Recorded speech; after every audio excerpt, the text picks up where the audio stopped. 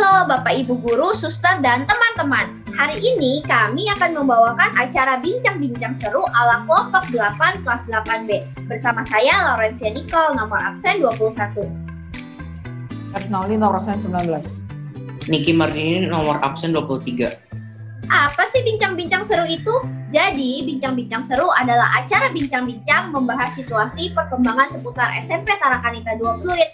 Dalam acara perdana ini, kami akan mengupas tuntas mengenai PJBL 2 mengenai keterampilan belajar dengan tema belajar tangguh, belajar mandiri, belajar di rumah.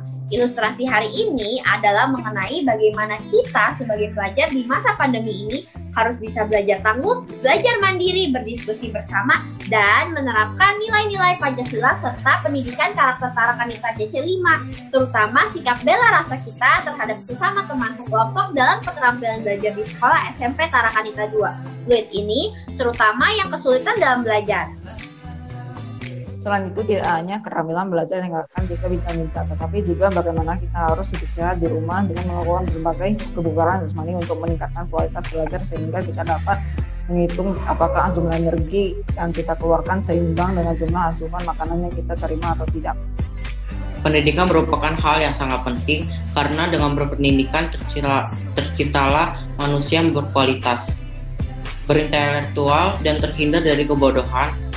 Negara juga telah mengatur hak setiap warga negara Indonesia untuk mendapatkan pendidikan sebagai sarana untuk meningkatkan pengetahuan dan kualitas hidupnya.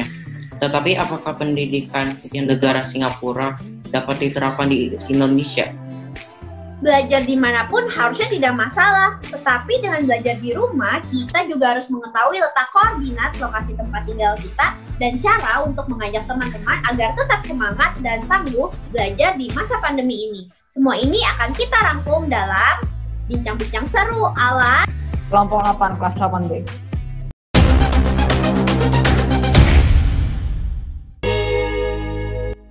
Wah, senang bisa berjumpa lagi dengan kalian berdua di sini. Kelihatannya kita dekat ya, padahal sih di rumah masing-masing. Gak apa-apa lah, kan ini lagi COVID-19, jadi kita harus stay at home, ikuti peraturan pemerintah demi memutus rantai COVID-19. Pembelajaran pun juga jadi harus di rumah ya, seperti kita sekarang ini.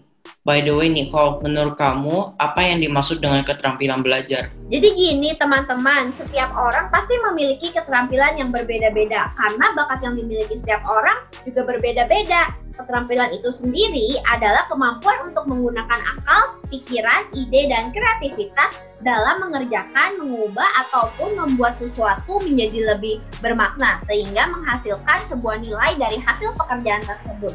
Sedangkan belajar merupakan suatu proses yang dilakukan oleh seseorang untuk memperoleh perubahan tingkah laku. Jadi, kalau kita simpulkan, keterampilan belajar adalah strategi pembelajaran di mana membantu kita sebagai siswa menjadi lebih baik, lebih mandiri, dan bertanggung jawab dalam belajar. Kita akan belajar bagaimana mengembangkan dan menerapkan pola yang baik, keterampilan mengatur waktu, dan keterampilan bekerja sama dengan tim untuk meningkatkan pembelajaran seperti komunikasi dan pemecahan masalah hingga prestasi di sekolah. Pembelajaran ini membantu kita untuk membangun kepercayaan diri dan motivasi untuk mengejar peluang untuk sukses di sekolah dan jenjang pendidikan selanjutnya. Dalam keterampilan belajar, kita akan menyadari bagaimana cara belajar yang terbaik sehingga menjadi lebih bertanggung jawab terhadap kegiatan belajar yang sedang kita lakukan. Contohnya seperti apa, Niko? Jadi contohnya seperti ini, Kenneth. Kemarin Niki bertanya kepada saya, Nicole, bagaimana cara mengerjakan matematika koordinat dari lokasi tempat tinggal dia, menentukan koordinat titik K, L, dan M, serta koordinat titik segitiga ABC. Lalu saya menjelaskan bahwa pada soal pertama kita harus menentukan koordinat lokasi tempat tinggal dari peta. Saya juga menampilkan titik koordinat lokasi tempat tinggal kamu, Kenneth, dan tempat tinggal rumahku. Ternyata tempat tinggal kita tidak berjauhan ya. Jadi pertama-tama kita harus mengetahui lokasi di mana tempat tinggal kita, yaitu di Jakarta Utara, Kecamatan Penjaringan. Berdasarkan peta Jakarta Utara, lokasi tempat tinggal kita seperti yang ditunjuk, dan berada di daerah kuadran 2. Setelah itu, kita menentukan titik koordinat tempat tinggal kita berdasarkan peta yang sudah diberikan.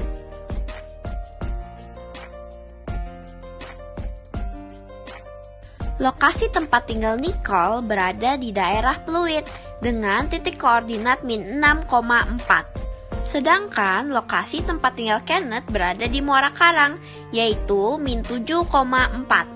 Dan yang terakhir adalah lokasi tempat tinggal Niki yang berada di Pantai Indah Kapuk dengan titik koordinat min 8,5.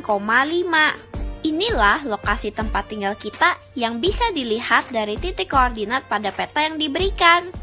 Gambarlah sketsa bidang koordinat yaitu titik A min 1,12, titik B min 3,0, dan titik C 7,3 yang merupakan titik-titik koordinat segitiga ABC. Setelah menggambar titik koordinat segitiga ABC, kita harus menentukan koordinat titik K, L, dan M yang merupakan titik tengah AB, BC, dan CA. Sebelumnya kita harus mengetahui rumus titik tengah, yaitu X1 ditambah X2 dibagi 2, Y1 ditambah Y2 dibagi 2. Yang pertama adalah mencari koordinat titik K yang berada antara titik A dan titik B. Caranya adalah X1-nya yaitu min 1 ditambah X2-nya adalah min 3 dibagi 2, Y1-nya adalah 12 ditambah Y2-nya adalah 0, lalu dibagi 2. Hasilnya sama dengan min 2,6. Jadi koordinat titik K adalah min 2,6. Yang kedua adalah mencari koordinat titik L yang berada antara titik B dan titik C. Yaitu caranya X1 yaitu min 3 ditambah X2 yaitu 7 dibagi 2, Y1-nya adalah 0 ditambah Y2-nya adalah 3 lalu dibagi 2. Hasilnya yaitu 2,1 setengah. Jadi koordinat titik L adalah 2,1 setengah. Yang ketiga adalah mencari koordinat titik M yang berada antara titik A dan titik C. Caranya itu X1-nya yaitu min 1 ditambah X2-nya itu adalah 7 lalu dibagi 2, Y1 yaitu 12 ditambah Y2 itu 3 lalu dibagi 2. Hasilnya 3,7 setengah.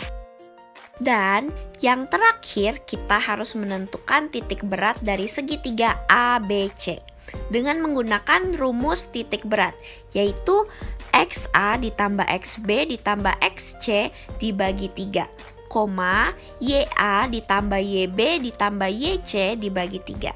Jadi titik berat segitiga ABC di mana XA-nya itu adalah min 1 ditambah XB-nya adalah min 3 ditambah XC-nya yaitu 7 lalu dibagi 3, YA-nya itu adalah 12 ditambah YB-nya adalah 0 ditambah YC-nya adalah 3 lalu dibagi 3. Dan hasilnya adalah 1,5. Jadi, titik berat dari segitiga ABC adalah 1,5. Dengan adanya perbandingan tersebut, maka Niki dapat melihat dari peta seberapa jauh koordinat lokasi tempat tinggalnya kami serta membuat gambar suatu segitiga dan cara untuk mencari koordinat titik tengah dari suatu segitiga dan titik beratnya. Demikian juga dengan teman-teman lainnya ya yang sedang menyaksikan acara kita ini. Semoga bisa lebih memahami dengan penjelasan yang tadi ya. Dalam pembelajaran matematika ini, kita membutuhkan banyak waktu supaya bisa benar-benar paham dengan apa yang kita pelajari. Seperti saya dalam seminggu belajar 10 jam di luar jam sekolah atau sekitar 1,5 jam per hari. Hal itu saya lakukan karena saya ingin memahami lebih tentang matematika dan bukan sekedar hanya bisa menghitung. Saya juga banyak berlatih dengan mengerjakan soal-soal yang ada di buku cetak matematika kelas 8. Latihan dari YouTube Ibu Vera dan banyak bertanya kepada Ibu Vera jika ada yang tidak saya mengerti. Ini karena dengan banyak berlatih saya bisa mengetahui mana yang sudah saya mengerti dan mana yang harus dipelajari lagi. Saya juga belajar sendiri di rumah setiap hari selama 1 jam, kecuali Sabtu dan Minggu agar hitungan saya lancar. Kalau saya belajar sekitar 14 jam dalam seminggu atau 2 jam setiap harinya, melalui buku matematika kelas 8 YouTube Bu Vera, dan latihan dari internet. Kebanyakan saya berlatih matematika sendiri, dan jika tidak bisa, kakak saya membantu saya.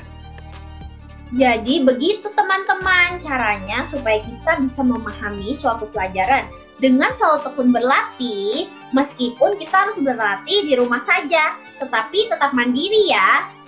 Jika tidak mengerti, orang tua, bapak ibu guru, ataupun teman-teman juga pasti mau membantu teman yang kesulitan. Oh, jadi seperti itu ya Niko. Contoh kamu mengajarkan Niki ini sebenarnya juga masuk dalam tindakan bela rasa compassion, seperti membantu teman untuk menyelesaikan permasalahan saat kesulitan belajar, dan juga dalam sila kedua Pancasila, yaitu nilai idealitas menjunjung tinggi nilai kemanusiaan loh.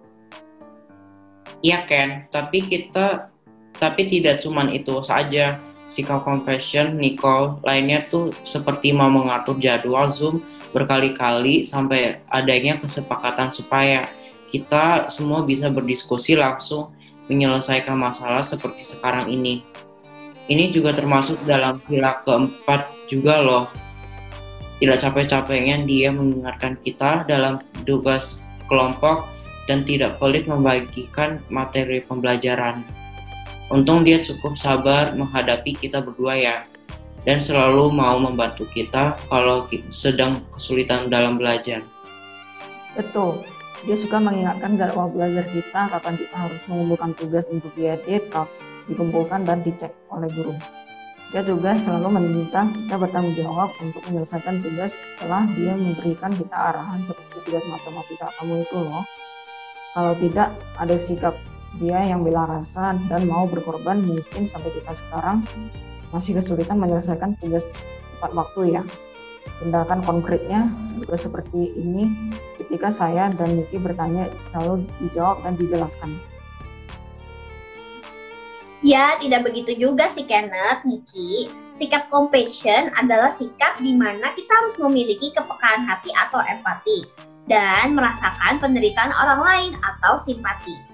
Nilai compassion yang terdapat dalam CC5 Tarakanita yang perlu dibangun adalah sikap peduli, solider, dan rela berbagi. Compassion perlu ditanamkan pada diri manusia agar manusia dapat membuka diri dengan Allah dan membangun solidaritas dengan sesama. Dalam pembuatan proyek ini, kita sebagai satu kelompok harus memiliki rasa peduli kita agar bisa menghasilkan produk yang menarik. Sehingga kita harus rajin mengadakan diskusi, bekerja sama kelompok, Zoom bersama dengan anggota dalam proses pembuatan produk sehingga bisa mendapatkan hasil yang memuaskan. Jadi intinya kita harus peka atau empati kepada sesama teman, apalagi yang benar-benar mengalami kesulitan sewaktu belajar, dan tidak egois karena ini demi kepentingan bersama. Sebenarnya sekarang ini kita semua dalam proses belajar keterampilan belajar, di mana kita harus saling memberi bantuan kepada teman yang sedang kesulitan dalam belajar, terutama kepada sesama teman kelompok sendiri. Jadi, teman yang lebih mengerti membantu teman yang sedang kesulitan. Saya juga banyak bertanya, berdiskusi, dan berkonsultasi kepada Bapak Ibu Guru. Apakah semua yang sudah dikerjakan itu sudah benar atau belum? Dan sering juga kita melakukan kesalahan, sehingga harus mengulang kembali tugas-tugas itu.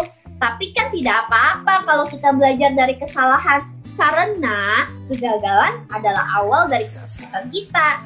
Teman-teman, dengan belajar di rumah, kita pun juga bisa mengembangkan sikap bela rasa atau compassion loh, terutama kepada mereka yang sedang kesulitan menghadapi belajar dalam proyek ini. Sehingga sama-sama kita bisa memahami, merasakan kesulitan orang lain, sehingga kita bisa membantu meringankan beban mereka. Pembelajaran pun menjadi lebih mudah karena masalah dapat diselesaikan secara bersama-sama dengan baik. Apalagi di masa pandemi COVID-19 ini, dengan belajar di rumah, menjadikan kita sebagai peserta didik yang mandiri, lebih bertanggung jawab, dan lebih tangguh dalam menyelesaikan semua tugas yang diberikan dengan tepat waktu dan hasil yang maksimal. Begitu loh teman-teman.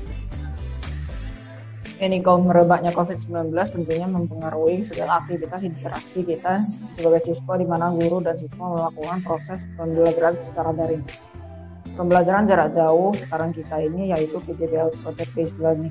dinilai memiliki potensi yang luar biasa untuk memajukan pendidikan nasional Indonesia. Betul sekali, karena dengan kehadiran COVID-19 telah mengubah sistem kehidupan bersosial kita secara drastis. Semua kegiatan yang di awalnya di luar rumah seperti sekolah, kerja, sekarang harus dilakukan di rumah demi memutus mata rantai penularan COVID-19 ini.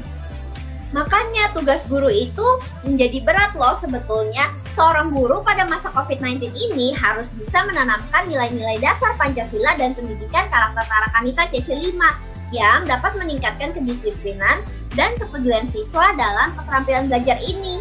Oleh sebab itu, diperlukan penanaman nilai-nilai Pancasila sebagai dasar pembentukan karakter siswa dalam pembelajaran daring seperti sekarang ini.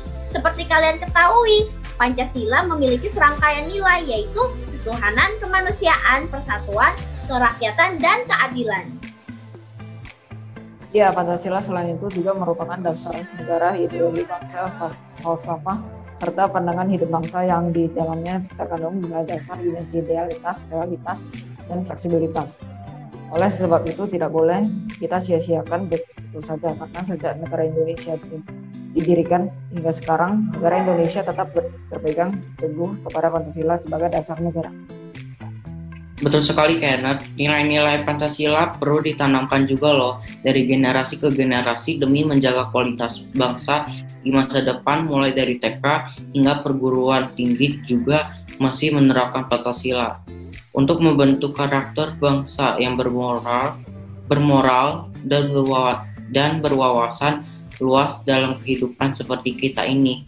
Setuju, karena kita sebagai generasi muda harus menjunjung tinggi nilai Pancasila yang mengandung nilai-nilai diantaranya spiritual keagamaan, pengendalian diri, kepribadian, kecerdasan, etika, nilai moral, serta keterampilan yang dibutuhkan dalam proses keterampilan pembelajaran kita sekarang.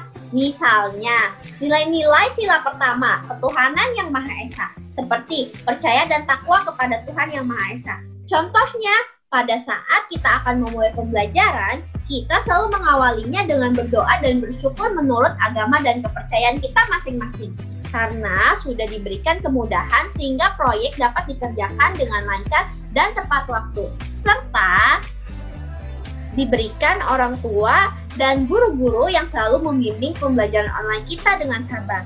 Ini juga termasuk ke dalam CC5 Tarakanita, yaitu celebration, di mana bisa belajar secara online di rumah dan masih mempunyai keluarga, teman, dan para guru yang menyayangi kita. Selain itu, kita bersyukur karena masih bisa menikmati alam di sekitar rumah, bisa melihat matahari terbit di sebelah timur dan terbenam di sebelah barat. Anjuran pemerintah untuk stay at home dan tidak berpergian, sebenarnya kita juga sudah mengurangi polusi udara yang merusak alam kita. Perbuatan ini adalah untuk memperbaiki alam kita dari kerusakan akan ozon yang semakin menipis sesuai dengan nilai KPKC, keadilan, perdamaian, keutuhan, dan ciptaan. Selain bersyukur, kita juga harus saling menghormati dan menghargai antar sesama umat beragama. Seperti pada waktu kita akan melakukan Zoom kelompok pada pukul 7 malam, tetapi Niki tidak bisa karena harus sembahyang terlebih dahulu. Jadi, kita menghormati Niki dengan tidak melakukan Zoom kelompok pada pukul 7 malam dan membiarkan Niki beribadah terlebih dahulu. Dan Zoom kelompok pun diundur hingga pukul 8 malam. Ini karena kita menghormati dan menghargai agama Niki supaya kamu dapat beribadah dengan khusyuk dan secara tidak langsung akan tercipta kerukunan antar umat beragama yang berbeda dengan kita. Karena kita tidak bisa memaksakan kehendak kita untuk kelompok mengadakan Zoom kelompok pada saat ia akan beribadah. Selain itu, kita juga bisa membina kerukunan antar umat beragama dengan bekerja sama dalam proyek tanpa membeda-bedakan teman berdasarkan agamanya. Dalam kelompok 8 ini ada 2 agama yang berbeda yang dianut oleh anggotanya. Tetapi dalam membuat proyek ini, komunikasi berjalan dengan lancar melalui Zoom kelompok, WA group maupun jalur pribadi tanpa menjelek-jelekan teman yang satu dengan yang lain. Coba Kenneth, menurut kamu kalau sila kedua itu apa sih dimensi idealitas dan dimensi realitas yang terkandung di dalamnya?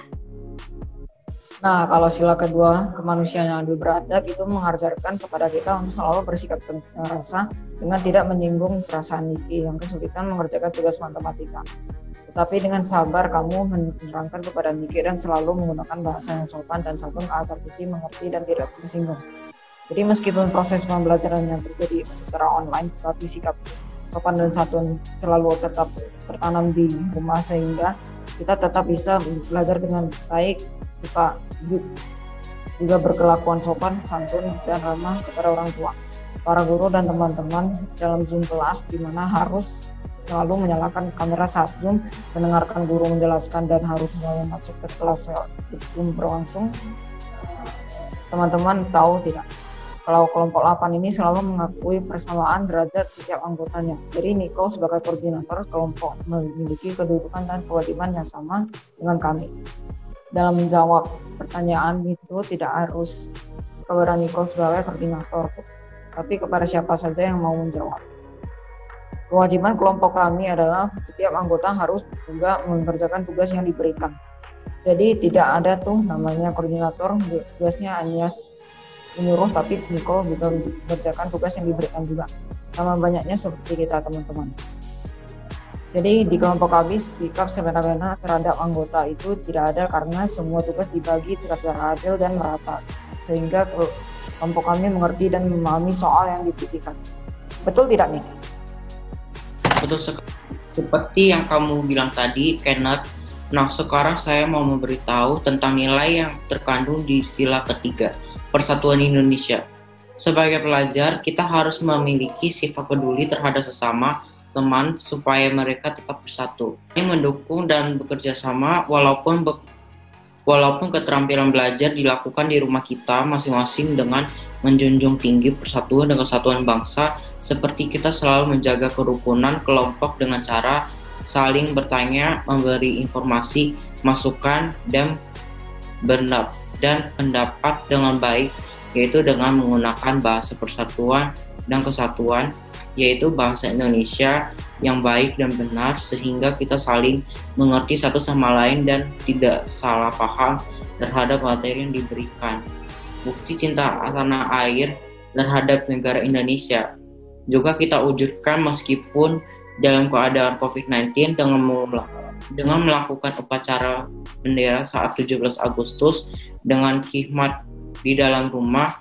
Selain itu, tugas pun selalu kita kerjakan secara bersama-sama atau gotong royong dengan tidak membeda-bedakan teman yang berbeda suku, keturunan, agama, kepercayaan, jenis kelamin, kedudukan sosial, warna kulit, dan sebagainya dalam kelompok ini. Sikap tidak membeda-bedakan dalam kelompok ini juga bisa membentuk suatu persaudaraan yang termasuk community dalam Caca 5 Tarakanita, karena perbedaan yang ada di antara anggota kelompok bisa digunakan untuk saling melengkapi satu sama lain, bukan untuk saling membedakan atau menjatuhkan. Jadi dengan semua perbedaan kita bisa bersatu seperti sekarang kan. Betul sekali Niki, apalagi di masa pandemi ini. Kita harus tetap mematuhi kebijakan yang telah ditetapkan pemerintah demi kepentingan bersama, seperti tetap melakukan kegiatan pembelajaran di rumah dan jangan keluar rumah untuk hal yang tidak penting. Kita juga sudah semestinya menggunakan waktu dengan baik, mengutamakan musyawarah dalam mengambil keputusan untuk kepentingan bersama, dengan berdiskusi atau bermusyawarah bersama mencari kesepakatan bersama dalam keterampilan belajar ini demi kesuksesan PJBL 2 kita ini. Seperti waktu kita memilih membuat produk akhir PJBL 2, kita menggunakan WA dan saling bertanya untuk proyek-proyek ini, apa yang kalian pilih, dan ternyata kita semua mempunyai pendapat yang sama, yaitu membuat video.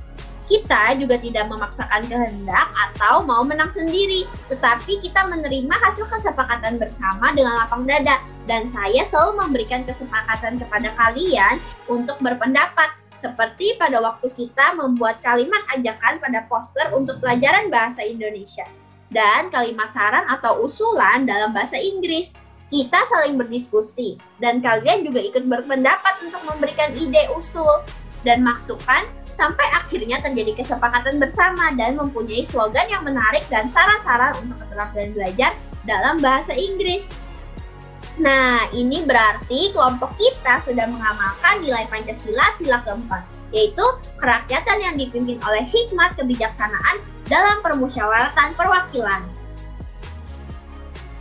Nilai keadilan sosial bagi seluruh rakyat Indonesia, Pancasila kelima, ternyata juga bisa diterapkan dalam mengingatkan keterampilan belajar, yaitu dengan bersikap adil dan berbagi pertanyaan secara merata agar setiap anggota mempunyai kesempatan yang sama untuk menjawab pertanyaan dalam mengembangkan keterampilan belajar mereka dan kreatif untuk menjawab pertanyaan yang diberikan oleh Bapak Ibu guru dengan berani mencoba melakukan sesuatu.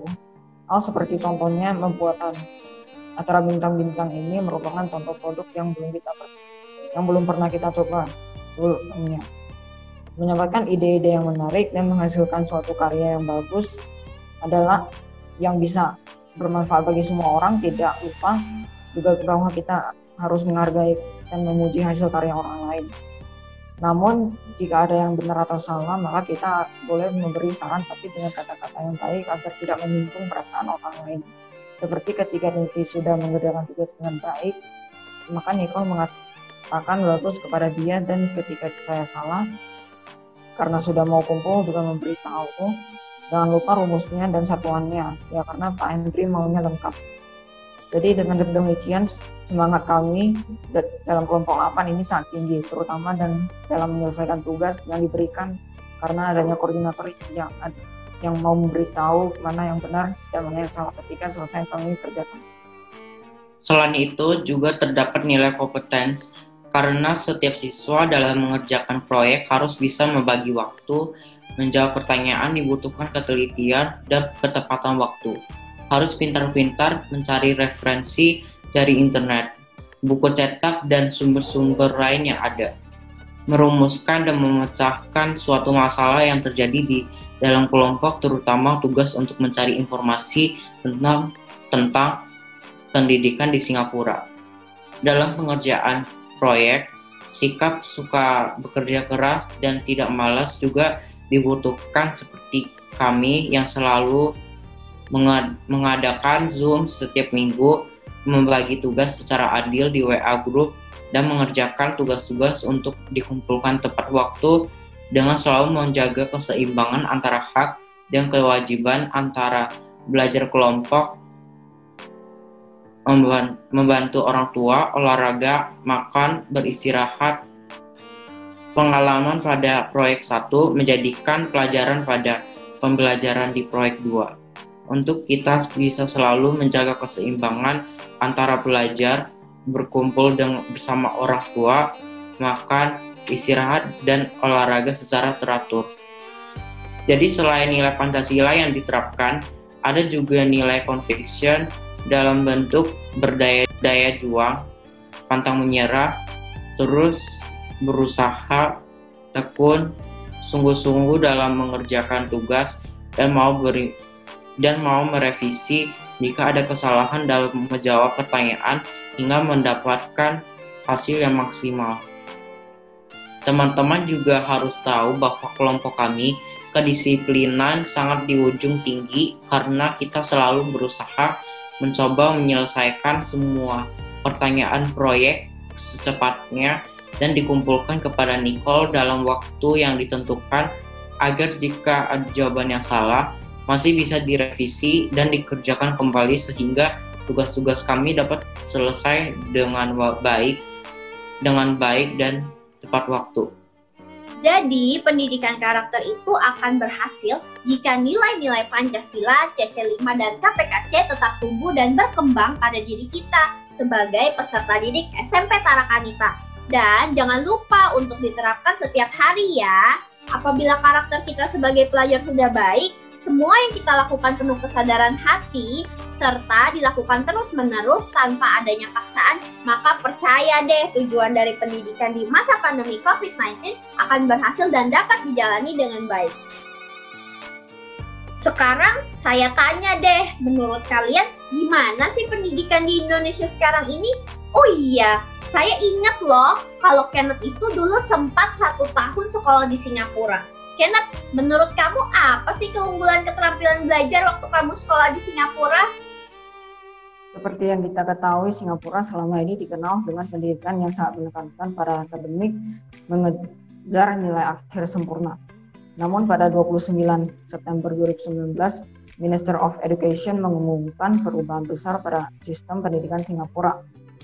Menteri Pendidikan Singapura Ong Ye Kung menyampaikan bahwa belajar bukan berkompetisi, dan pemerintah Singapura melakukan serangkaian perubahan, yaitu belajar bertujuan untuk mengurangi kompetisi nilai antar siswa dan lebih mendorong siswa berkonsentrasi dan pada pengembangan pembelajaran bela diri mereka sendiri. Dengan menghapus ulangan atau tes untuk siswa sekolah dasar dan menengah, rapor siswa tidak lagi mencatat gagal atau berhasil di akhir tahun ajaran, dan untuk ranking juga dihapus. Kalau tidak, teman-teman, guru akan terus mengumpulkan informasi perkembangan pembelajaran siswa melalui diskusi, pekerjaan rumah, atau kuis. Sekolah menggunakan pendekatan deskripsi kualitatif sebagai ganti nilai. Kebijakan ini tidak lagi mengejar pada kesempurnaan akademis, namun kini lebih kepada pengembangan kemampuan interaksi sosial dan kompetensi dalam mengambil keputusan. Singapura kini ini lebih fokus pada pembentukan pribadi yang solid dan bergembira.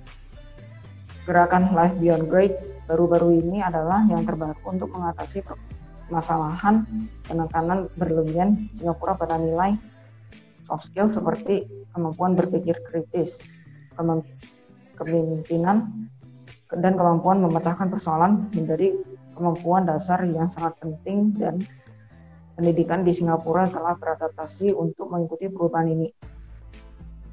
Dengan adanya kemajuan teknologi informasi dan komunikasi di Singapura yang sangat mendukung seperti internet, gadget, dan komputer, sarana dan prasarana yang memadai, serta upaya pemerintah terhadap para pelajar sehingga menjadikan negara Singapura sebagai satu-satunya negara ASEAN yang telah berhasil mendukung dan menerapkan berkembangnya keterampilan belajar para peserta didiknya.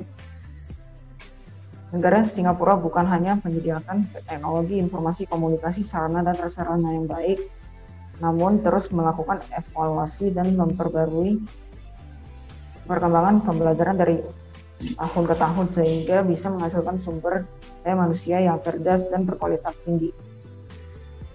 Jadi sekolah di Singapura untuk saat ini menurut kamu lebih santai ya? Ya tidak juga Niki, karena masih ada tugas kuis, diskusi kelompok, dan pekerjaan rumah. Juga diberikan, namun lebih membutuhkan cara bagaimana kita berpikir dan menyelesaikan soal yang diberikan daripada menjawab sesuai bacaan. Istilah critical thinking lah, dan jawaban setiap siswa kemungkinan akan berbeda satu sama lain. Oh, begitu ya. Bagaimana jika sekarang kita lihat keunggulan sekolah di Singapura saat ini, supaya Niki dan teman-teman lainnya juga bisa mengetahui secara nyata apa yang sedang terjadi terhadap pendidikan di Singapura.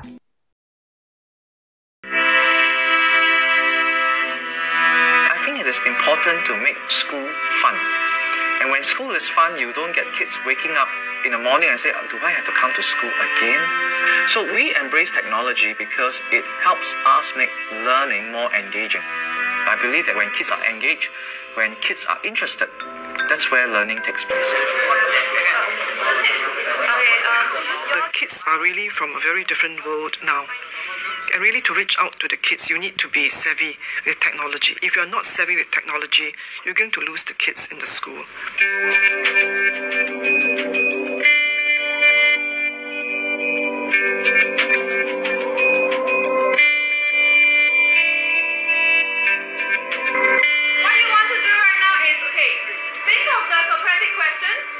Ngee Ann Secondary School is a typical school in Singapore where we take in students with different academic abilities, and we have about 1,512 students in this school, and they all come from the neighborhood.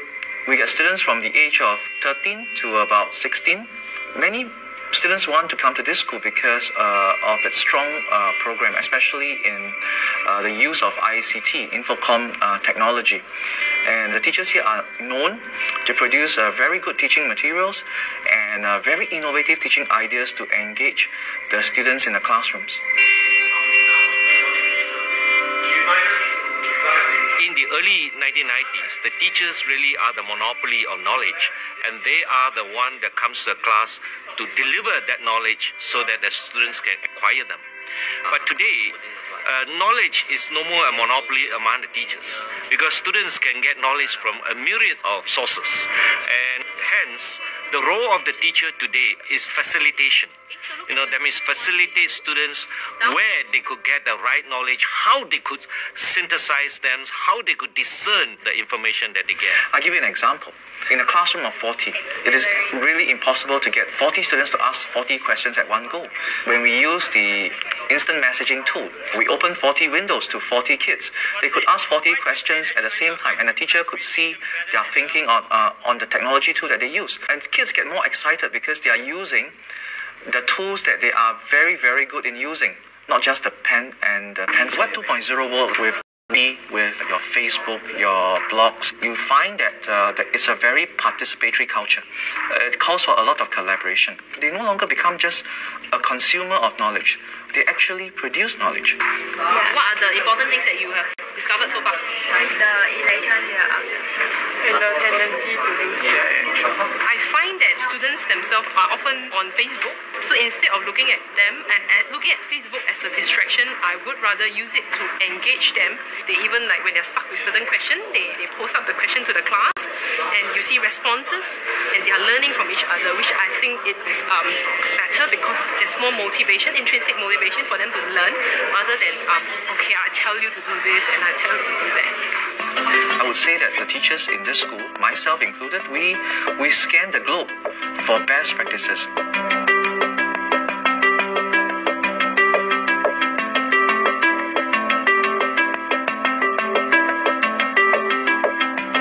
Something new to learn. You're never at a standstill. You're always moving ahead, pushing boundaries, trying to discover new things, new ways of teaching. So it's exciting because even if the pedagogy is sound, there's always a technology that's always challenging us, and we always have to find new ways to connect with the kids and to challenge them.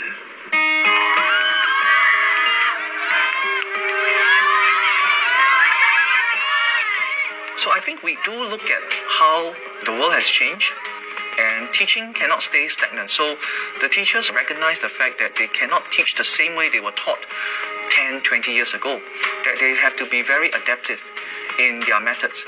And when they do that well, they know they are going to engage the kids. And when you engage the kids, that is where real learning takes place.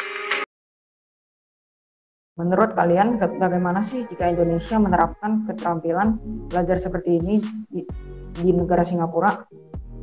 Jika negara Indonesia menerapkan keunggulan pendidikan seperti negara Singapura, maka Indonesia akan menjadi salah satu negara dengan pendidikan terbaik di negara ASEAN dan bisa menciptakan sumber daya manusia yang cerdas dan berkualitas tinggi disertai dengan pemikiran-pemikiran yang maju berdasarkan nilai-nilai Pancasila. Namun, hal ini membutuhkan waktu yang agak lama untuk merealisasikan keterampilan belajar seperti itu dan perencanaan yang cukup matang bagi pemerintah pusat, pemerintah pendidikan dan kebudayaan, dan guru-guru sekolah untuk mengimplementasikannya. Kalian tahu tidak kenapa? Kenapa, Niko?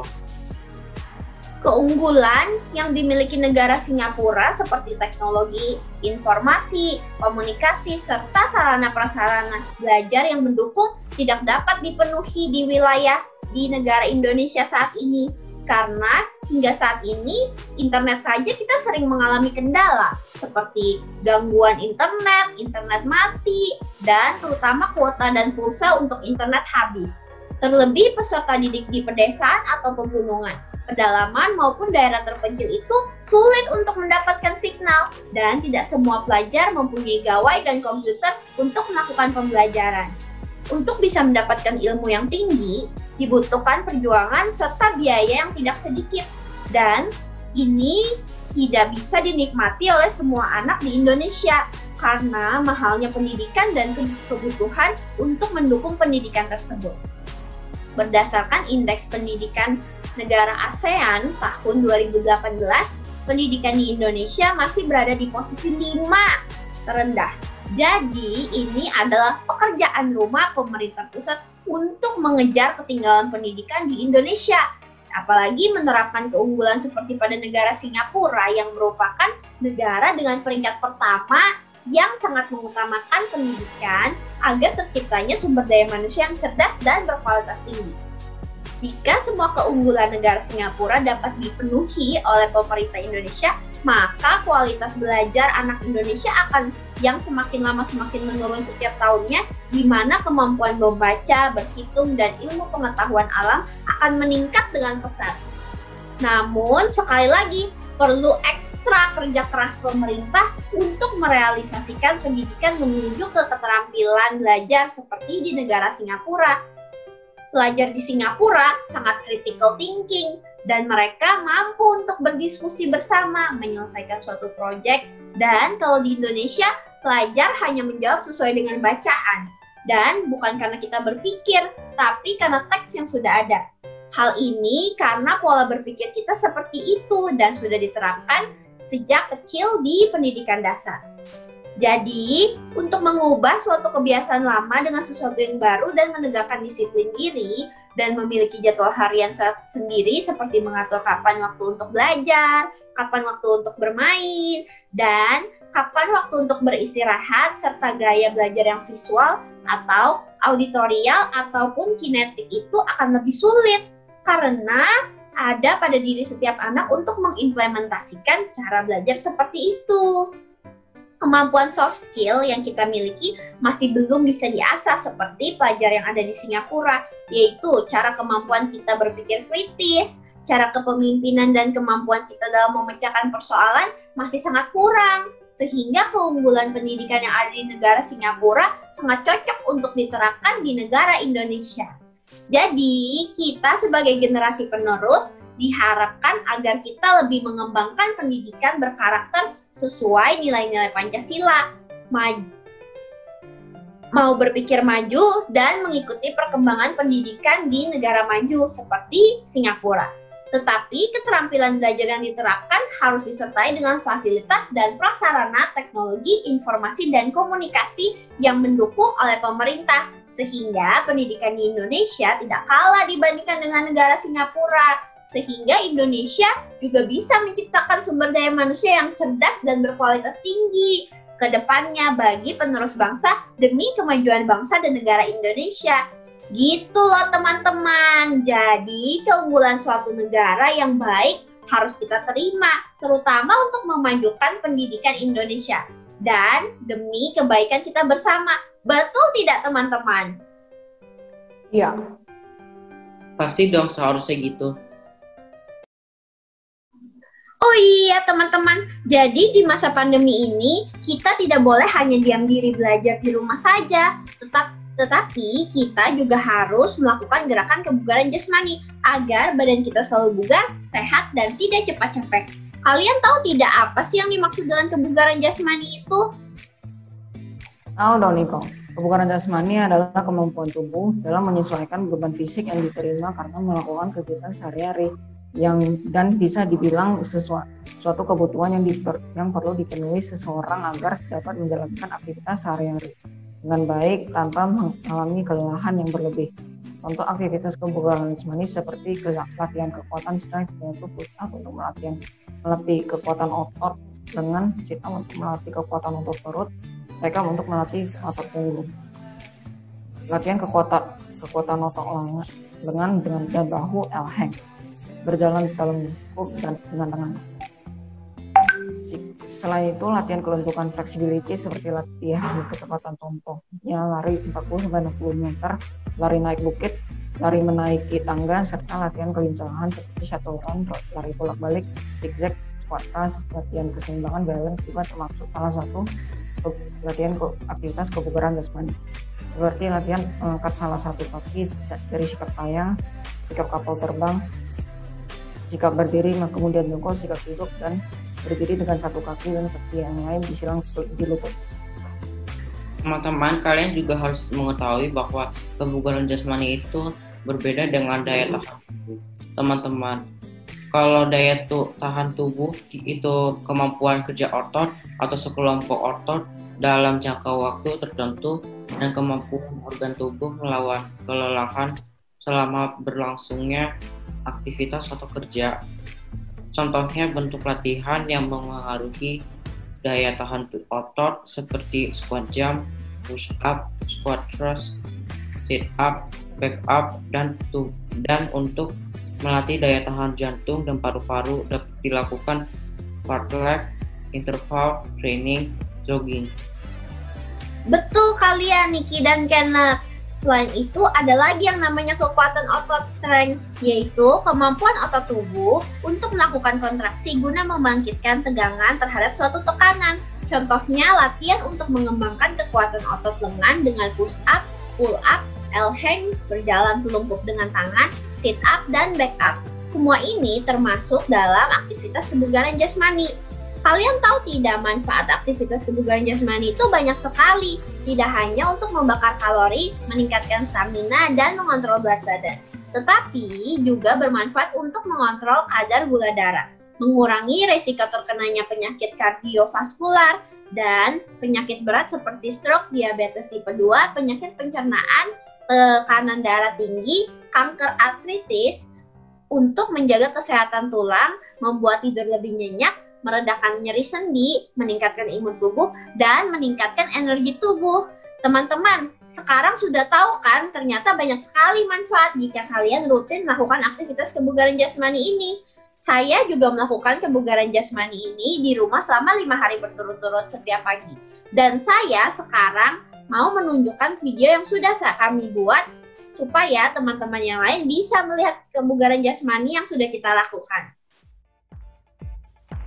Halo teman-teman, nama saya Lorenza Nicole dari kelas 8B nomor absen 21. Kalian ingin melatih kelenturan otot punggung dan kalian ingin bisa kayang.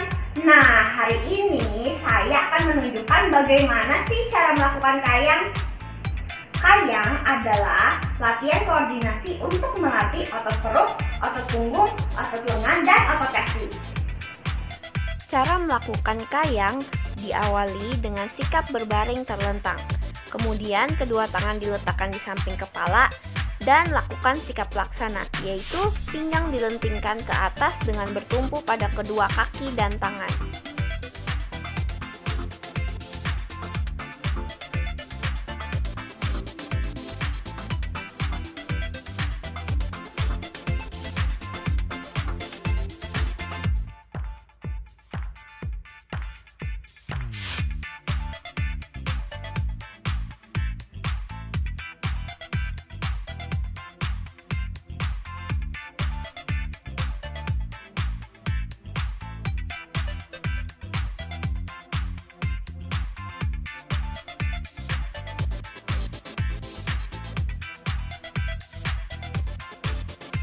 Terima kasih teman-teman yang sudah menonton video saya ini.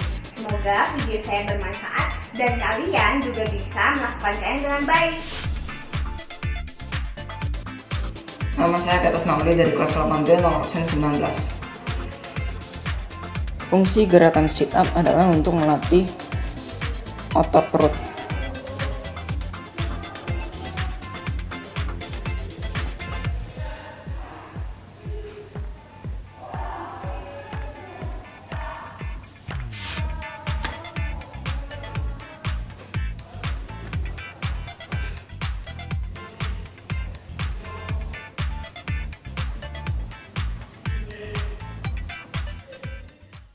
Nama saya Niki Merlini, nomor urut 23, kelas 8B. Hari ini saya akan melakukan back up. Fungsi back up adalah untuk menguatkan otot dada, punggung, dan perut. 1, 2, 3, 4, 5, 6, 7, 8, 9, 10, 11, 12, 13, 14, 15, 16, 17, 18, 19, 20, 21, 22, 23, 24, 25, 26, 27, 28, 29, 30, 31, 32, 33. Seru ya, saya juga melakukan itu di rumah dan membuat laporannya juga. Sama saya juga, dan saya melakukan itu selama 5 hari sehingga mendapatkan proses gerakan yang lebih banyak dan baik daripada awal saya memulai aktivitas kebugaran jasmani. Mari kita lihat laporan kita bertiga ini. Oke, coba kita bandingkan saja dan kita lihat bagaimana laporan perkembangan kebugaran jasmani kita selama 5 hari.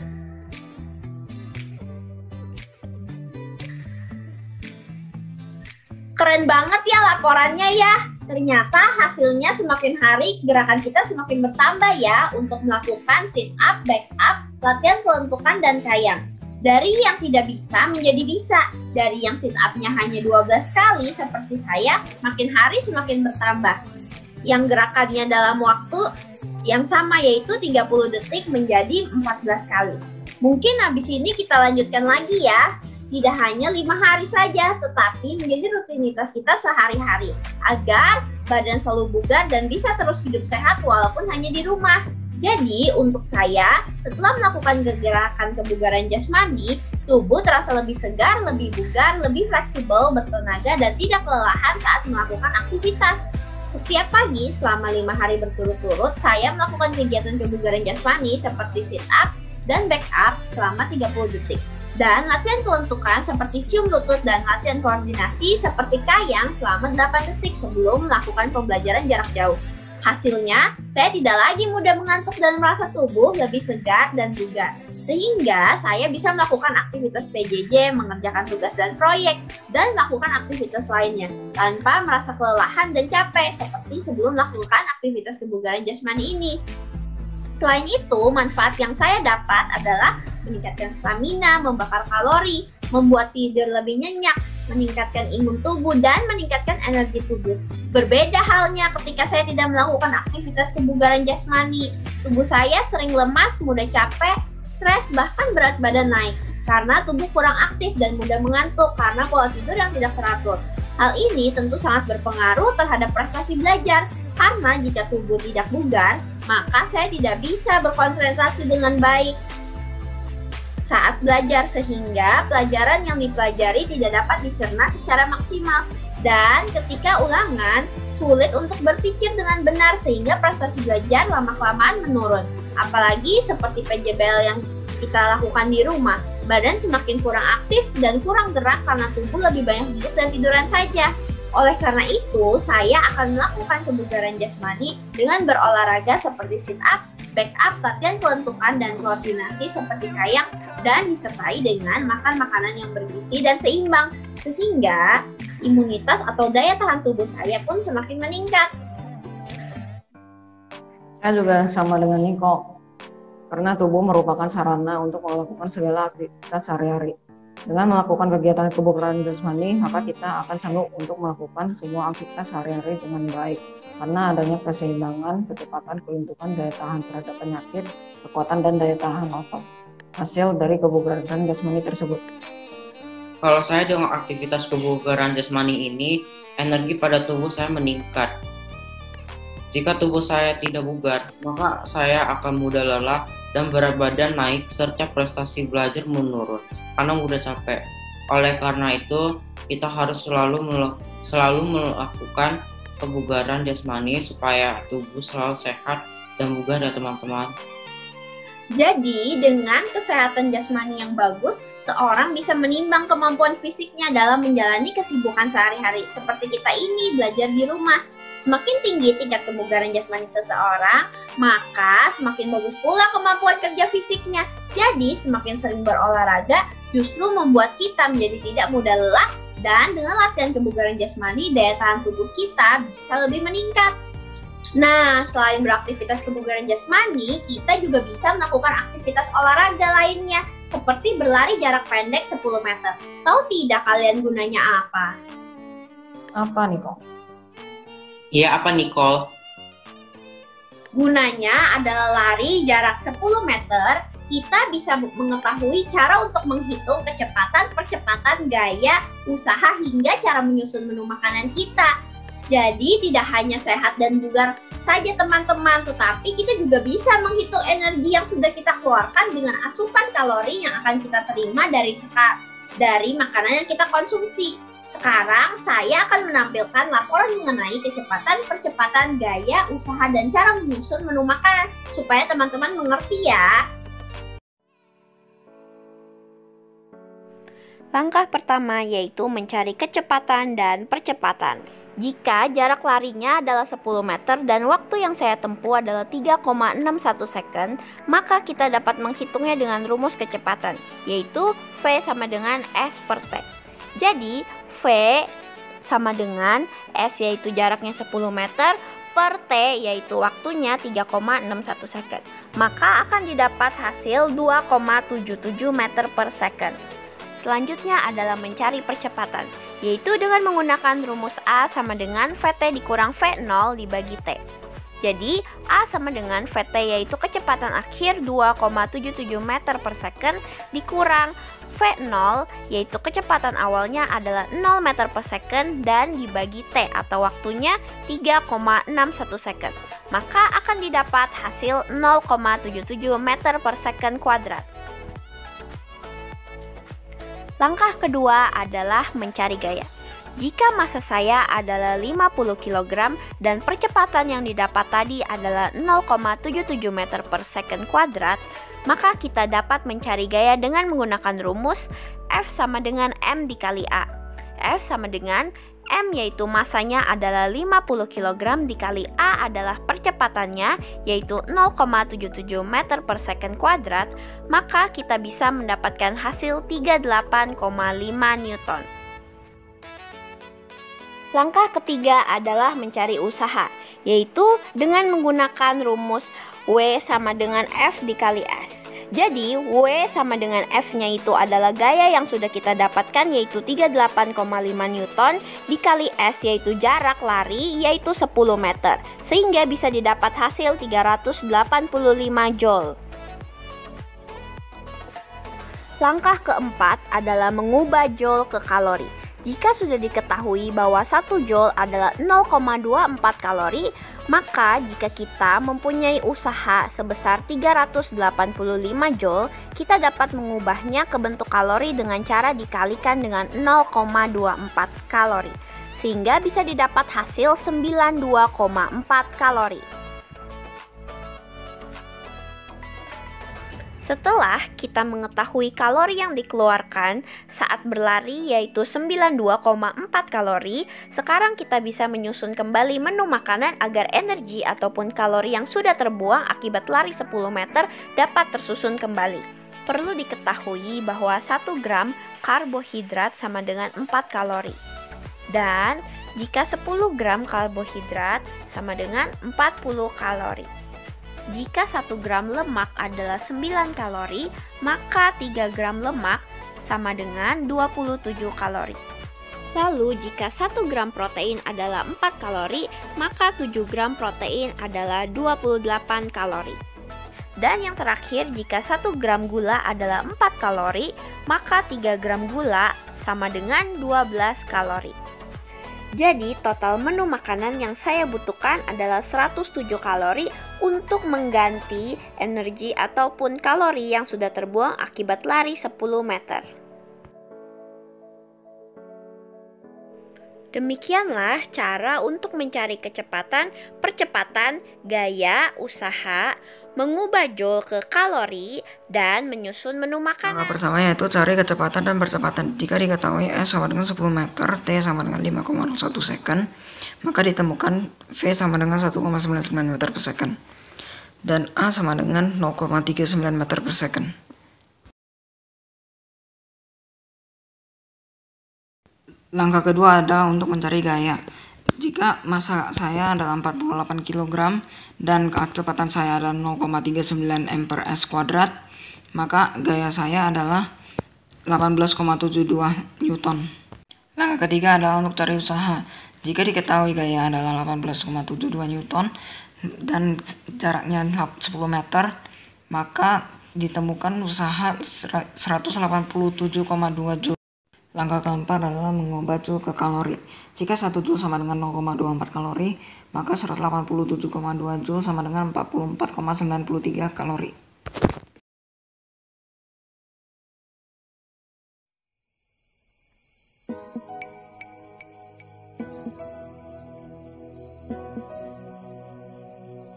Langkah ke-1, yaitu mencari kecepatan. Jika jarak larinya 10 meter dan waktu saya tempuh adalah 4,4 second, maka kita dapat menghitung dengan rumus kecepatan yaitu V sama dengan S per T. Jadi V sama dengan S yaitu 10 meter per T yaitu 4,4 second.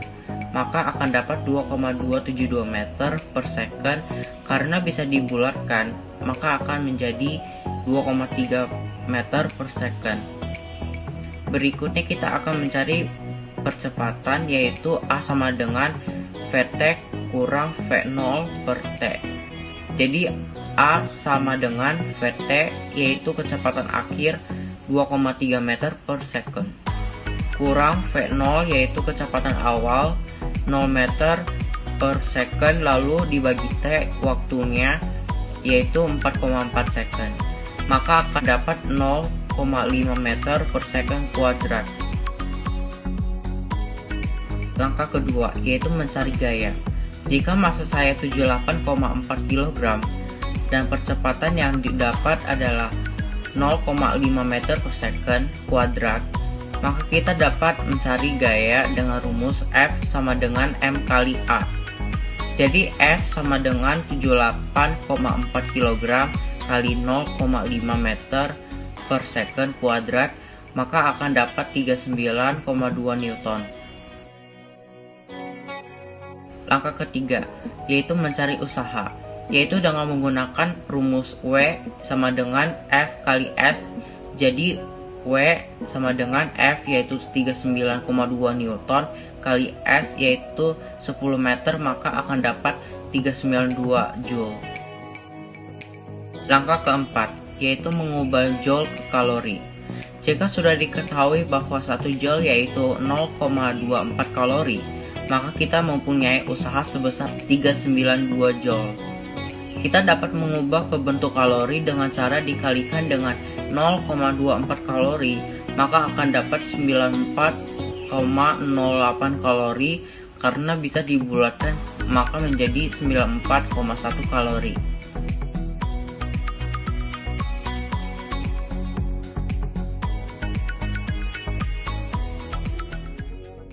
Jadi, dengan lari jarak 10 meter di mana kecepatan berubah beraturan terhadap waktu, maka semakin cepat atau tinggi kecepatan, maka percepatannya pun juga akan semakin besar dan membutuhkan kalori dan energi yang semakin besar pula untuk aktivitas berlarinya. Sebaliknya, jika kecepatan semakin berkurang atau kecil, maka percepatannya juga semakin kecil dan kalori serta energi yang dibutuhkan untuk menyusun menu makanan pun semakin sedikit.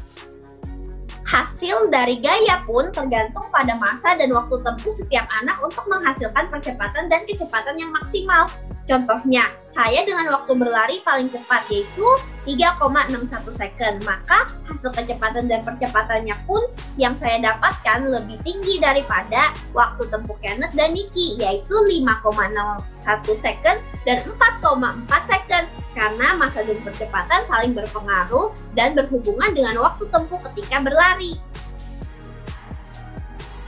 Saya dengan massa paling rendah atau kecil dengan waktu yang paling lambat yaitu 5,01 second. Maka saya menghasilkan gaya yang paling kecil sehingga kalori yang dibutuhkan pun paling rendah di antara kami bertiga. Ini karena waktu saya berlari saya agak kecapekan sehingga tidak bisa berlari secara maksimal. Saya membutuhkan kalori yang paling banyak dibanding dengan Nicole dan Kenneth karena gaya yang saya keluarkan adalah 39,2 N dengan massa 78,4 kg dan waktu 4,4 S. Sehingga saya membutuhkan kalori yang cukup banyak untuk mengembalikan energinya saya supaya saya tetap bugar. Teman-teman, dalam berlari 10 meter, kelompok kami membutuhkan karbohidrat yang lebih banyak daripada sumber makanan yang lainnya. Karena karbohidrat adalah makronutrien, yaitu zat makanan yang diperlukan oleh tubuh dalam jumlah yang banyak sebagai sumber energi utama dalam tubuh dan untuk pembentukan sel-sel baru. ini karena kita sudah mengerti cara menghitung kalori yang dibutuhkan dari panduan menyusun menu makanan yang seimbang dan bergizi, agar semua energi yang sudah kita keluarkan bisa pulih dan terpenuhi kembali dengan perhitungan yang benar. Betul sekali nih kok. Dengan mengetahui cara menghitung dan menyusun menu makanan yang tepat, seimbang, dan bergizi, kita dapat menyeimbangkan antara dengan kegiatan yang sudah kita lakukan dengan asupan bergizi seimbang yang sudah kita makan. Sehingga kita akan selalu sehat dan bugar setiap saat pastinya ya. Keterampilan belajar itu penting, tapi juga harus diseimbangi dengan kegiatan olahraga, ibadah, istirahat, dan berkumpul bersama keluarga. Tapi di rumah dulu untuk saat ini, oke? Please remember that building learning skills is a project that undertaken to develop web-based self-instructional materials to aid the students to develop their skills necessary to achieve successful learning at the tertiary level. So, as students during the COVID-19, we must independent in all our learning activities, starting from planning study schedules, practicing growth mindset thinking, and improving time management skills. Studying, you need to avoid distraction by limiting electronics such as gadgets and televisions. Study one subject at a time instead of multitasking and take breaks to keep focused. If you want to study, you must set the goals. Then you go to a quiet room so you don't get distracted. To acquire good skills in learning, you should study for at least 1 hour and take rest up to 10 minutes. Once you have finished reading and cover all the subjects, you can review some questions. If the answer is wrong, you will need to take notes and review it again, or you can open discussion with your friends or teachers. Also, don't forget to get enough sleep every night so you will get fresh in the morning. Menjadi seorang pelajar di masa pandemi COVID-19 ini tidak mudah. Diperlukan kerja keras, fokus, disiplin diri, memiliki kebiasaan belajar efektif dan efisien yang menjadi dasar dalam mengembangkan nilai-nilai Pancasila, CC5, dan KPKC sebagai pendidikan karakter kita masing-masing dalam keterampilan belajar ini. Pantang menyerah dan selalu berusaha adalah kunci kesuksesan. Tetap semangat, tetap berkarya, belajar tangguh, belajar mandiri, belajar di rumah. Sampai jumpa lagi bersama saya Laurencia Nicole dari kelas 8B nomor absen 21. Kelas tahun di nomor absen 19. Niki Mardini nomor absen 23. Salam Tarakanita.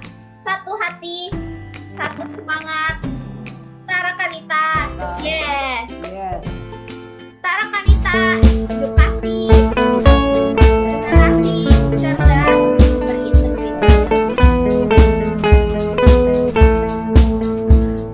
Siswa SMP Tarakanita 2, tekad satukan langkah, mengembangkan pribadi yang mandiri, cerdas dan luhur berbudi, berlandaskan semangat juang tangguh dan pribadi yang utuh, siap menjadi insan masa depan, berwawasan kebangsaan, asal Tuhan dimuliakan dan sesama diabdi, satu semangat di hati, ku bawa sampai mati.